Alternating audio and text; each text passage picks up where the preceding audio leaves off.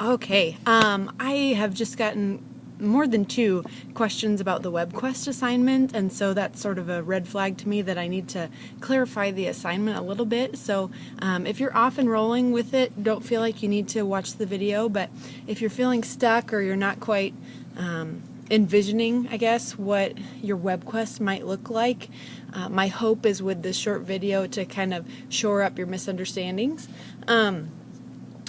The idea of the WebQuest is simply that there is a wealth of information on the internet, and we can teach things through the internet by taking our kids to those assignments, to those web pages, excuse me. But what a WebQuest does is it's like a roadmap. It focuses them, so they're not just, if you're teaching about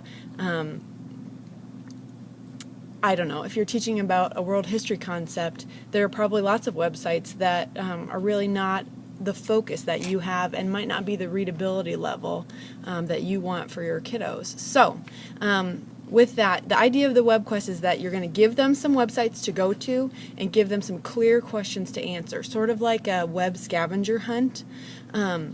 So I want to show you an example. You can present this on a web page. You can present it as a Word document. You can present it however you want, but the idea is that the links have to be active, so I have to be able to click on them. So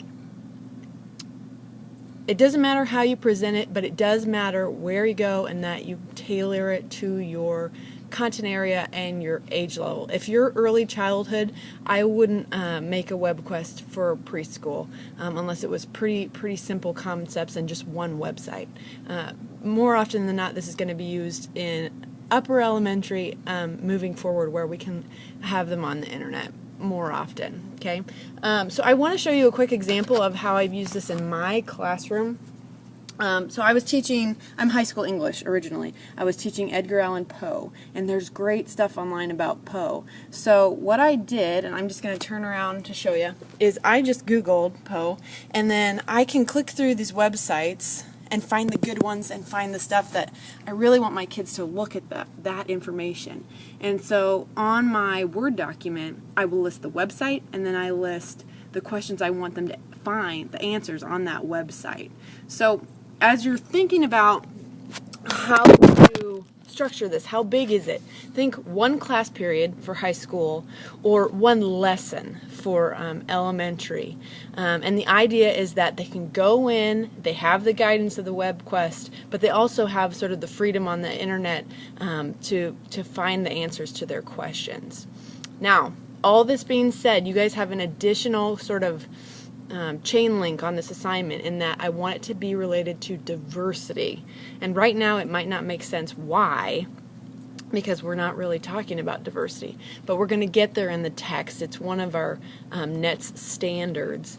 So I want you to already have in place an example of you teaching diversity in your classroom. So we're sort of going to knock out 2 birds with 1 stone, I guess. So diversity is embracing the differences in people, whether it's their culture, their background, their sense of place. So within your assignment, there needs to be some sort of diversity element. In elementary, this could be an assignment about Black History Month, and you could use it in February. In high school, it could be all sorts of different things. So if you have questions about the diversity element, just email me, or questions about the assignment overall, feel free to let me know. But I hope this shores up some of your misunderstandings, and that you can create a website that you will really use in your future setting. You already have the day's lesson planned. You just have to maybe reserve the computer lab to get the students in there. All right, good luck. Email me if you have questions.